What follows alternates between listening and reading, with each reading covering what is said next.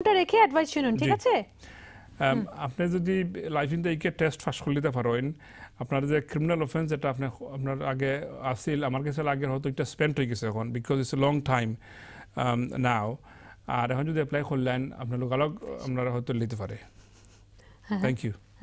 Okay, thank you very much caller. যে caller phone করেছেন আশা করছি যে তার কোয়েশ্চেন অ্যান্সার পেয়ে গেছেন। সো এই কলার যে ফোন করেছেন তার এত বছর হয়ে গেছে, সে এর মধ্যে কোনো অ্যাটেম্প নেয়নি, বাট আনফরচুনেটলি তার 3 বার রিফিউজ হয়েছে, যেহেতু I think because of the criminal conviction. That's right. আর উনি যেটা কইটা কি ওনার তো অ্যাপ্লিকেশন উনি করেছে 1999-এ, এরপরে কিন্তু আইনেও প্রচুর চেঞ্জ হয়েছে অনেক, বুঝতে পারছেন? তাছাড়া আমরা যে কারণে ওনার অ্যাপ্লিকেশনটা আগে রিফিউজ করে হচ্ছে যে ওনার ক্রিমিনাল কনভিকশন 1999-এর পর থেকে আমার কাছে লাগতেছে ওনার কনভিকশনটা তো স্পেন্ড হয়ে গেছে। এই জন্য আমি বলছিলাম যে উনি ওনার নিকটস্থ কোনো সলিসিটর ফার্মে গিয়ে অ্যাডভাইস নিয়ে অ্যাপ্লিকেশনটা অতি সত্বর করবেন, সেটাই আমার অ্যাডভাইস। ওকে।